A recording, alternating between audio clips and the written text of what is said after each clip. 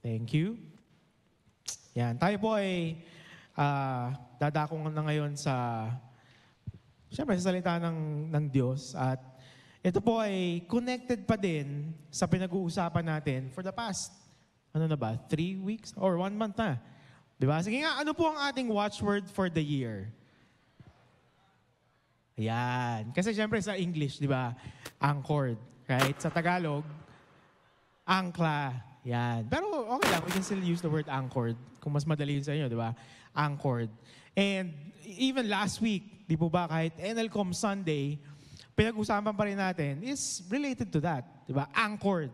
Paano ba, how can we be anchored at a time like this? At ngayong hapon na ito, so, ganda po ang nangyari niyan kasi si Pastor Edwin po ang nag-preach in the English services. Yan.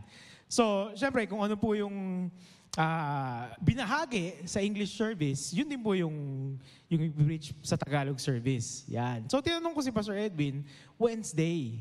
Sabi ko, Pastor, ano po ba ang i-preach nyo sa Sunday? Sabi niya, Old Testament survey. Ayan, di ba? Napakagaling. Di ba? Okay, sige, Pastor. Susunod lang ako sa inyo. Tapos, Friday? Parang Friday ata yun. Friday, nag-email si Pastor nung notes niya. Yung notes niya, mga verses. Yan. So, pero, I encourage you. It's a very loaded message. I'm gonna try to share it, according to how I understood it, syempre. Pero if you want to dig deeper and marinig nyo kay Pastor Edwin, 5:30, you can go back or you can watch it online. Okay? So, still along the lines of anchored. Yan po ang ating pag-uusapan ngayong hapon na ito. Pero ito po yung gusto kong thought na lahat tayo isipin natin. Okay? We live in a world na napakadaming innovation. Tama? Yung mga, siguro karamihan sa inyo na pumunta kayo dito ngayon na nakasasakyan. Di ba? Di ba, mga sasakyan ngayon, meron ng mga hybrid. Yan. Di ba? Of course, gas-powered. If you go out, di ba, ang dami ng mga billboards and all of that. We live in a world of innovation. Pero, meron tayong mga tinatawag na fundamentals. Right? May mga bagay na kahit anong advance ng ating mga technology, kahit anong advance ng mga, kung ano man, gadgets and all of that, may mga bagay na hindi mo mapapalitan. Tama?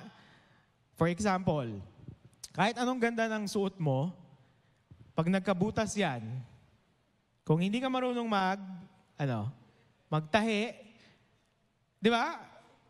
Baaring wala, itapon mo na lang yan. Right? Right? Thank God, yung asawa ko marunong magtahi. Yan. So pag may, di ba, minsan sa t-shirt, right? Pag medyo nagkakabutas na, yan. So tatahiin niya na yan. Di ba? Kahit anong ganda ng suot mo, di ba? Kahit ganong kamahal yan, kapag hindi ka marunong magtahi, hindi siya ganong tatagal. Right? So ang pagtatahi, example nun, fundamental thing na hindi na, di ba, kahit we have a lot of new technology now, pero that's still something na kailangan natin. Right? Sino sa inyo nagluluto? Sino nagluto dyan? Yan. Okay. Di ba napakadami ng, of course, ang dami ng recipe, unang-una, di ba? Online, pag pumunta ka online, ayan na, dire-diretso. Di ba? Ang dami mga recipe, ang dami ng mga bagong, ngayon may air fryer na, right? May mga, of course, oven naman, dati pa, electric powered, mga ganyan. Ang dami ng innovation sa pagluluto. Pero, ang natutunan ko mula sa lola ko pa, and then sa bagulang ko, di ba? Kung hindi ka marunong maggisa, di ba? Hindi, right? Everything sa pagluluto, doon nabubuhay. Saan? Sa paggisa. Di ba? Kahit pag tinanong ka, anong tawag dyan sa niluto mo? Hindi ko alam. Basta, di ba? Basta ginisa ko. Di ba? Basta ginisa mo siya, okay, sige, makakain yan. Right? No matter how many recipes or kung ano man yung mga gamit mo sa bahay, kung hindi ka marunong mag-isa, Di ba? Hindi tayo masyado makakalayo. Right? May mga bagay na hindi natin pwedeng baliwalain lang. In the church setting, minsan nangyayari din po yan. Diba? Kahit ako, kailangan ko mag-ingat. Kasi minsan, pag nagdadasal ako, diba, Lord, gusto ko naman ng bagong revelation. Diba? Gusto ko, Lord, diba, ano ba yung gusto kong makita dito sa verse na to na hindi pa nakikita dati? Right? That's good. Nothing wrong with that. Pero, hindi naman pwede na palaging, Lord, bago. Nakalimutan ko na kung ano yung mga foundation na ito yung mga sinet ng Panginoon before pa. Right? Ano yun? Unang-una, syempre, prayer. Right? Spending time in the Word. Diba? Ito, the gathering of the believers. Going to church. Right? Whether online or on-site. Itong mga bagay na ito, pwede nating sabihin na these are part of God's pattern.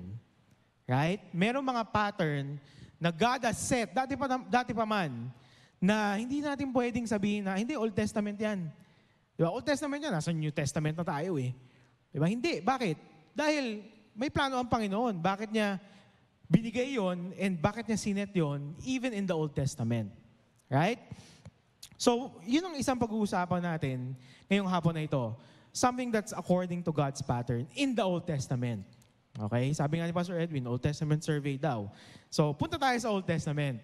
Yan. In the Old Testament, di ba, yung Israelites, right? When they were in the wilderness, medyo naging pasaway sila doon, di ba? Paikot-ikot sila. Pero, when they were in the wilderness, ang Panginoon nangusap pa rin sa kanila.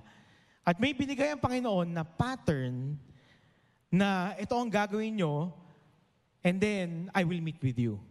Okay? Punta tayo sa Exodus 25, verse 8 to 9. Sabi dyan, ipagpagawa mo ako ng santuaryo na titirhan kong kasama nila. Ang Panginoon nagsasalita dito. Ang santuaryo at ang lahat ng kagamitang ilalagay roon ay gagawin mo ayon sa planong ibibigay ko sa iyo. Yung santuaryo po dyan, it's another term for tabernacle. Sino po narinig na yung salitang iyon? Tabernacle. Yan. So, huwag kayong matakot sa salitang iyon. Basically, tabernacle is God's dwelling place. That's where God met with the Israelites when they were in the wilderness. Okay? Yun po ang ibig sabihin nun. So, as I say it mamaya, basta yun lang po ibig sabihin nun. A place where God met with the Israelites. Okay? So there is a pattern God has set. Bakit ba niya, ba't kailangan? Diba? Hindi ba, God, Diyos ka naman, so pwede mo kaming i-meet kahit saan man. Diba? Kung nasaan man ako, pwede kang mangusap. Pero itong mga to ay importante dahil God has a way of doing things. Tama po ba? May mga bagay na hindi natin kayang i-explain. Hindi ko kayang i-explain. Bakit? Dahil limited ang aking mind when it comes to that. Hindi ko alam bakit God has set this. Pero dahil siya ay Diyos, di ba, susundin natin kung ano yung sinabi niya. Di po ba? Kung gusto natin na maging anchored this year, balik tayo sa fundamentals. Balik tayo sa fundamentals. Balik tayo sa mga bagay na binigay ng Panginoon dati pa. Na andali lang nating sabihin na, hindi ko na kailangan yan. Diba? Old Testament na yan. Pero meron dito na kung pag-aaralan lang natin at maiintindihan lang natin, makakatulong ito sa atin sa pang-araw-araw. Okay? Ang isa pong simbolo. So, bago pala yon. So, ayun, finish na pala. Ayon sa plano. Bakit? Dahil yun nga, may mga bagay na ayon sa plano or pattern. Okay? Hinahanap ko yung Tagalog kasi ng pattern. Plano din siya eh. So, walang direct translation eh. So, basically, ganun, di ba? There's a pattern. May plano ang Panginoon na sa ating pamumuhay, hindi lang natin pwedeng baliwalain. Okay? Ang isa po na binigay ng Panginoon sa mga Israelites during that time, Yun nga, paano ang magiging itsura ng tabernacle? Napaka-specific po nito. Very specific. Right? God is a specific God. At makikita natin ito dito sa design na binigay niya para sa tabernacle. Bakit? Dahil ang presensya po ng Panginoon ay holy. Diba? He is holy. And di pwede na bigla lang siyang bababa sa isang lugar na walang ayos. Kaya niya binigay itong tabernacle. Anong kaibahan natin ngayon? Diba? Ba't ngayon sinasabi natin na God, you are here in this place? Dahil ngayon po, tayo ay nasa New Testament na. Dahil namatay ni si Jesus para sa atin. At pag tinanggap natin si Jesus sa ating puso, He can dwell in us already. Yun po ang kaibahan. Okay, wag po tayong malito na, bakit kailangan gawin tong lahat ng ito dati? Diba? Dahil ito po ay Old Testament. Okay, ngayon po tayo ay nasa New Testament. Pero, meron pa rin tayong pwedeng matutunan dito sa binigay ng Panginoon na ito. Okay. Ang tabernacle po ay simbolo or pattern kung paano makipagkapwa-taong Diyos sa atin. Bakit? Ang tabernacle, meron po siyang 3 parts. Meron ba tayong picture na pwede mapakita dyan? Okay. So anyway, there are 3 parts to the tabernacle. Okay, 3 po siyang, para siyang succession. Merong outer court, yun po yung nasa labas. Okay? Pangalawa, pagpasok, yun po yung holy place na tinatawag. And then kung nasa ng Panginoon, yun yung Holy of Holies. Paano po natin ito ma-apply sa ating buhay? Di ba, narinig naman po natin na tayo ay 3-part being. Di po ba? Una-una, tayo ay spirit. Yung totoong tayo ay hindi itong nakikita natin sa labas. Yung totoong ikaw is yung spirit man. Yan po ang pinapaniwalaan natin. Di ba? Yung soul part natin, yan po ang ating mind, yan ang ating will, at ang ating emotion. Okay? So pwede na po nating paghiwalayin. Doon pa lang. Di ba? You are a spirit man, pero iba pa, yung mind mo, yung will mo, and yung emotion mo. So ngayong hapon na ito, ang pag-uusapan lang po natin is yung soul part natin. And in the tabernacle, the example of that, the soul can be the holy place. For the sake of symbolism. Yung soul part po natin, in the tabernacle, yun po yung holy place, yung nasa gitna. The holy place represents our soul. Again, it's a pattern God has set in the Old Testament na ngayon pwede natin apply sa buhay natin. Di po ba? Ito ang something interesting there. In the holy place of the tabernacle, meron kang makikitang 3 bagay. Okay, 3 bagay. Unang-una, pagpasok mo ng holy place, ang makikita mo, meron diyang altar of incense. Pangalawa, meron diyang the menorah, the lampstand, which is, I'm sure nakita nyo na before. When, mamaya, may mga picture na papakita dyan. And pangatlo is yung table of showbread. Ito pong 3 bagay na ito ay makikita natin sa loob ng holy place. At ngayong hapon na ito pong 3 bagay na ito, it represents a specific concept or truth na makakatulong sa atin. Paano ba na ang soul ko magiging anchored? Paano ba, paano nga ba? Dahil, di ba, hindi po ba ang ating mind, ang ating will at ang ating emotion, pag hindi natin kontrolado yan talaga magdadrive ng ating buhay. Right? Ang ating emotion, di ba? If you're on a high, you're on a high. If you're down, you're down. Di ba? Pwedeng buong araw, down ka na lang. Right? That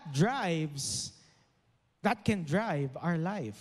So now, how do we, parang ano yung makikita natin dito, in the 3 things that I shared, how will it help us be anchored this year? Unang-una, the altar of incense. Ano po ang pwede nating symbolism na makuha from this? Alam naman po natin kung ano yung incense. Tama? Nakakita na po ba tayo ng incense? Di ba? Incenso. Di ba? Even at home, right? You have, minsan may mga ganun, yung mga stick, right? Right? I don't know if you do that. Pero, di ba, incense. Okay? Pero of course, during that time, hindi ganun yung itsura niya. Okay? Wala siyang ganung amoy. Pero, ang altar of incense can be a symbol of prayer. Okay? Ito po ang isang picture na gusto kong isipin nyo din. Pag di ba, sisindihan mo yun, yung incense, right? Well, the incense that I know now, di ba, yung mga stick. Ang usok niya, saan pumupunta? Saan pumupunta? Pataas. Di ba? Pwera na lang kung lagyan mo ng electric fan sa likod, pag ganun yan, di ba? Yung usok niya. Pero ang natural na pinupuntahan ng incense, ng usok niya ay pataas. Tanungin nga kita, kapatid, ang emotion mo ba, naturally, ang ating mga emosyon, pataas palagi. Ibig sabihin, pag meron ba akong, halimbawa, okay, nagdadrive ako, biglang may nag-cut sa akin na jeep. Palagi ba na magpipray ako agad? Oh, bless that jeepney driver. Ganun ba? Hindi, di po ba? Ibig sabihin, it's our decision, nasa atin yun. When we are faced with something, is it going up? Are we quick to give it to God? Are we quick to lift it up to God? Pag yung emotion mo nag-hit, diba? Lalo na ngayon, ayan, ano na, November 14. November. Mali. February. November 14, birthday nung nanay ko yun. Iba. February 14, di ba? So, yung mga single dyan, for sure, di ba? Ayan naman. Pag nakita mo naman yung mga magde-date, di ba? Yung mga Valentine movies and all of that, there's that ability in you, or there's that emotion na parang mag-isa ako ngayong, di ba, Valentine's, right? Meron po kaming kaibigan na palaging siya yung paborito namin na asarin pag ganitong mga okasyon. Yan. At sanay na siya dyan. Diba? Sanay na siya dyan. Hindi na ako mag-name drop. Pero, the point here is, narinig ko yung pangalan niya sa unahan. The point here is, life, diba? Ang buhay na, araw-araw na pinagdadaan natin, araw-araw na ginawa ng Panginoon, our emotion can take the best of us. Tama po ba? Ang emosyon natin can really drive your life. The question is, are we letting our emotion draw us closer to prayer? Are we letting our emotion, or meron pa tayong desisyon na, okay, pinagdadaanan ko to ngayon, di ba? I'm really mad right now, di ba? Galit ako, pero saan ito papunta? Saan ito papunta? Right? The altar of incense is, of course, it's a symbol. Okay? It's a symbol. Symbol siya. But in our life, how are we letting prayer? Ang panalangin ba? Ang pagsamo sa Panginoon, gaano natin kadalas ginagawa ayon? Yan. Sabi po sa mga awit 141 verse 2, ang aking dalangin, sana'y tanggapin mo. Masarap na samyong handog na insenso, itong pagtaas ng mga kamay ko.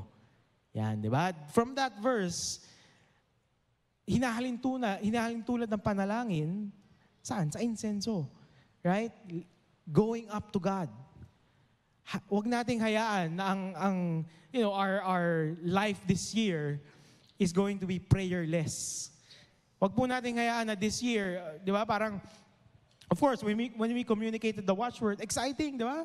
May graphic pa and all of that. Yeah, Anchor this year, yes. Paano natin iuwi yun? Paano natin yun i-apply sa ating pang-araw-araw? Ito po ang una, prayer. Di po tayo magiging anchor this year kung hindi tayo marunong lumapit sa Panginoon. Sa kahit anong bagay man, malaki man yan o maliit, kahit anong bagay yan, maaaring ikaw ay on a high, di ba? Salamat Panginoon, right? There are blessings. Or you're on the other end. Kailangan mong Panginoon. Still. Di ba? Let's make prayer a priority this year. Let's make it a priority. At bakit po natin ito hinahalin tulad dun, di ba, altar of incense nga siya. Dahil it's our soul part who will decide that. Bakit? Kung ang spirit lang natin, syempre, very attune yan with God. Right? Kung ating katawan naman, talagang palaging ilalayo tayo niyan to the things of God. It's our soul part that will decide. Pagka down ka na, if you're thinking a lot of things about your mind, if your will is not there, it's your soul part that really needs to, to decide. That's where you decide. So, yun ang una. The altar of incense. Okay? Yun ang unang furniture na makikita natin sa holy place. And it represents prayer. Okay? Pangalawang bagay or furniture na makikita natin doon sa holy place. Pangalawa ay yung lampstand. Yan, meron tayong picture dyan, di ba? Yung lampstand o yung menorah. Yan. So, kung meron kang kakilala na nagpunta ng Israel, malamang nauwian ka na ng ganito, kahit yung maliit, di ba? Yung maliliit na ganon, or malaki man. Right? Kasi this is a symbol of, di ba, the Israel as well. Right? So the lampstand or the menorah, what does it symbolize? Ano naman ang pwede natin ma-apply sa buhay natin from the example of the lampstand? It represents presence. Right? The presence of God. At very interesting, yung palang, ito pong lampstand, in the holy place, siya lang yung nagbibigay ng ilaw dun sa buong kwarto. Ito lang. Itong lampstand. Walang ibang panggagalingan ng ilaw dun sa holy place, kundi ang lampstand. Okay? Isipin niyo po, kung ang iyong buhay, okay, yung buhay mo ngayon, ay isang kwarto. Diba? Isang room. Right? Ano yung nagbibigay ng ilaw dun sa kwarto na yon? Minsan, pwede yung sabihin na, well, my good experiences. Di ba? May accomplishments. Di ba? Tama naman. Okay. Yung pamilya ko, okay, that's good. Right? These are things that can give light to your life. Right? Pero kung gusto natin na tumagal, kung gusto natin na pangmatagalan, kung gusto natin na something that is not coming from this world, it's the presence of God that should bring light sa ating buhay. Yung presensya niya ang dapat magbigay ng ilaw sa ating buhay. Bakit? Kasi kung kukunin natin ang ilaw sa kung ano man na created din ng Panginoon, di ba? Hindi pumunta na tayo dun sa Creator mismo. Di po ba?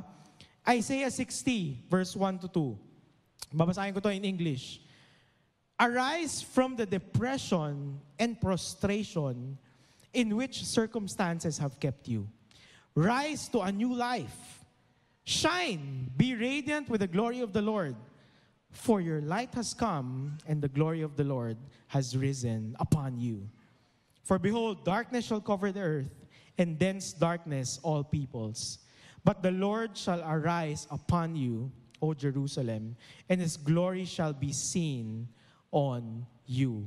Ang presensya ng Panginoon, ang tanging makakapagbigay sa atin ng ilaw na hindi mawawala. Diba? Kaya nga napaka-powerful ng picture na itong lampstand na ito, yun lang, pagpasok mo sa holy place, yun lang yung may ilaw. Doon lang makukuha yung ilaw.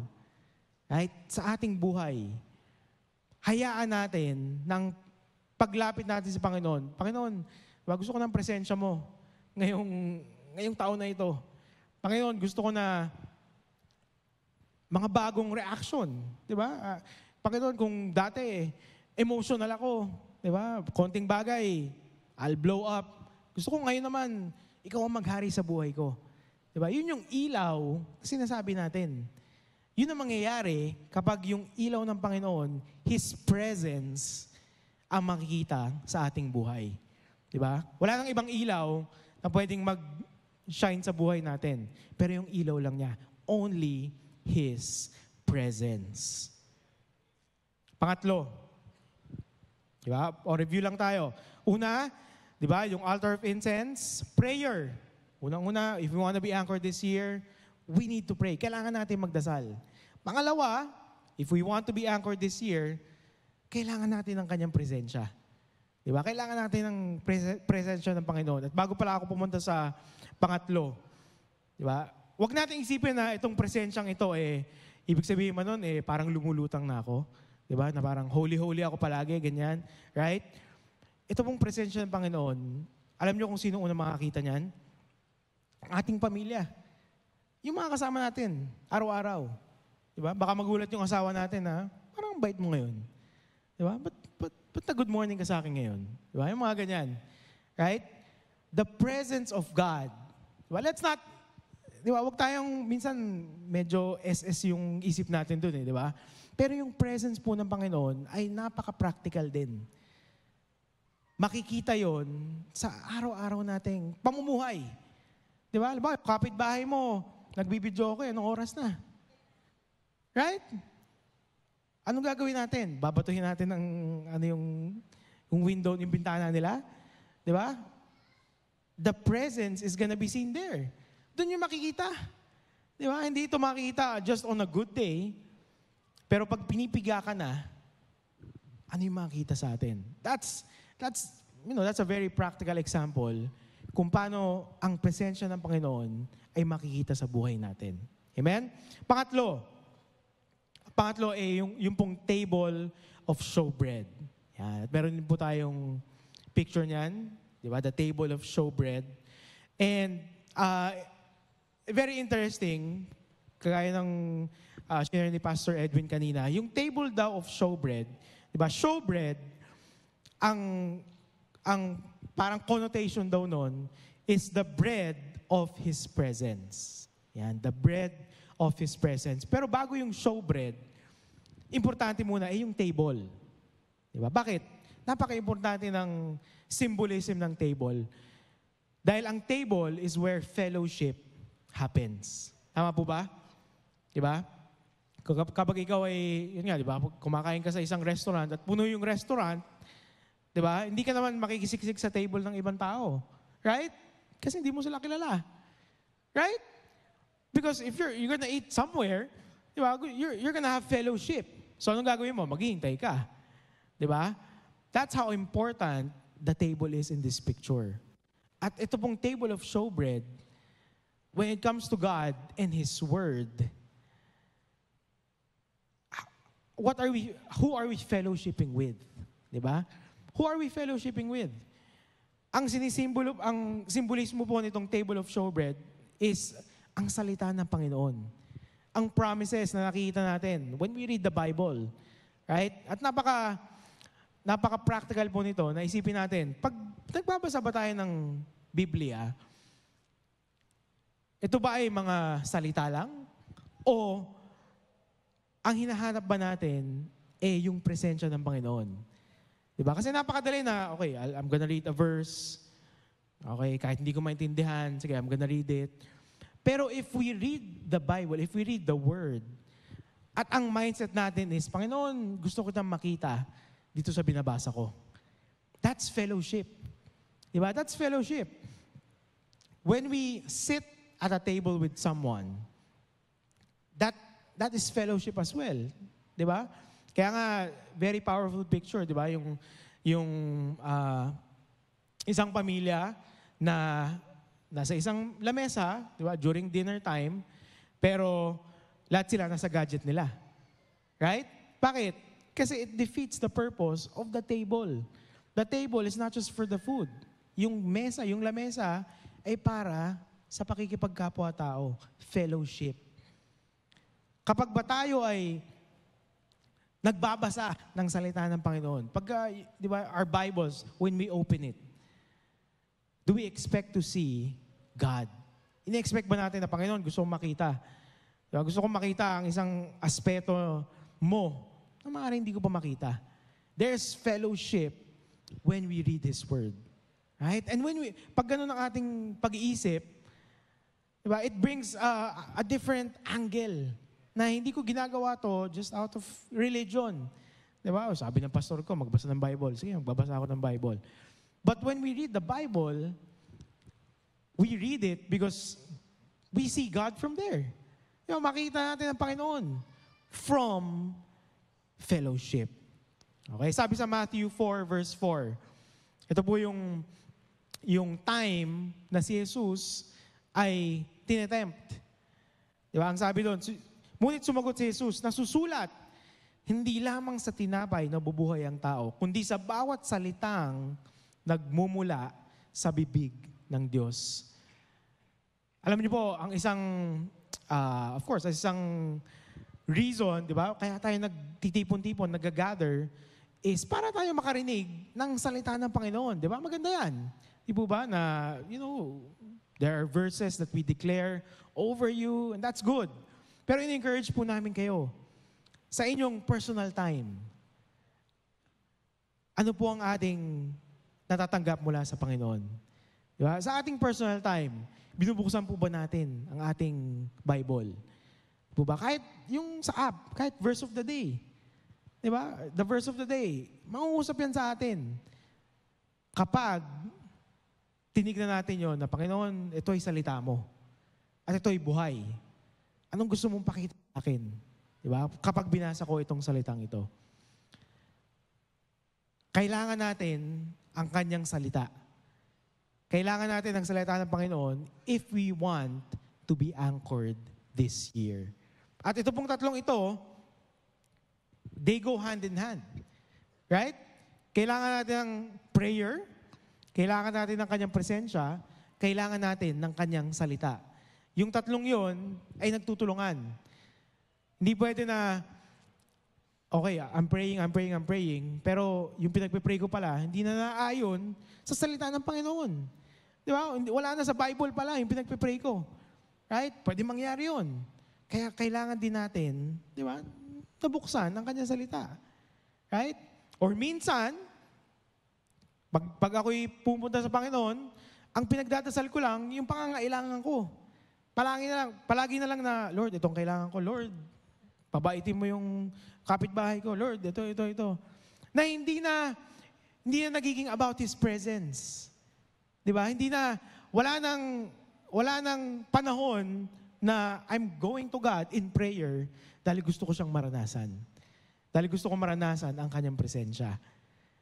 Ito pong tatlong ito ay makakatulong sa atin kung gusto nating maging anchored this year.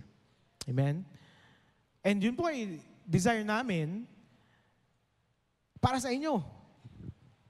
Kagaya ng sabi ko kanina, di ba? Itong mga bagay na ito po ay practical. Ibig sabihin, we desire na makita siya sa araw-araw. Monday, Tuesday, di ba? Until Saturday. Pag wala tayo sa simbahan. Right? How are we being anchored even outside church? Paano? Anong itsura nun? At ikaw lang ang makakapagsabi nun, kapatid. Ikaw lang ang diba? Ikaw ang makaka-gauge nun na, Lord, anong itsura na I'm anchored pag nasa trabaho ko? Diba? Anong itsura na I'm anchored nasa eskwelahan ako? Anong itsura na I'm anchored sa bahay namin? So ito pong aming sinashare sa inyo ay mga tools. Bakit? Because we want to see you grow. Gusto namin na, di ba, lahat tayo, we're gonna grow in our life, in how we react, in how we have fellowship with each other. That's our desire. At ang lahat na ito ay naaayon sa plano ng Panginoon. Di po ba? Ang plano ng Panginoon ngayong taon na ito para sa atin ay mabuti. Pero hindi po ibig sabihin na wala tayong mararanasan ng mga challenges. Right? This year, there will be challenges. This year, there will be things that will come against us. This year, there will be moments na, Lord, hindi naman, parang hindi ito yung pinag-pray ko. But as long as alam natin na, Lord, ito yung sinabi mo sa akin. As long as alam natin, Panginoon, basta pumunta ako sa iyo. I want your presence and I want your word. Tayo po ay magiging safe. Amen? Kaya ngayong hapon na ito, anyayahan ko po kayo to just bow your heads and close your eyes. And I want to give this invitation to everyone who's here, whether on-site or online. At habang narinig mo ito, and we're talking about being anchored, we're talking about the spirit, soul, body, and all of these things. Pero iniisip mo, okay, gusto ko yun, that's good. Pero saan ako magsisimula? Where do I start? Saan ba ang simula ng lahat na yan? Ang lahat po ng ito ay nagsisimula sa isang relationship. Diba? Our personal relationship with Jesus, our Savior. At lahat po kami dito, at one point in our life, we said yes to Jesus. We said yes to Jesus invading our life. Amen. Kaya kung ikaw yun, kapatid, ngayong hapon na ito, at gusto mo tanggapin si Jesus sa iyong puso, sa iyong buhay, ito na itong panahon na yun. So everyone's eyes closed, heads bowed.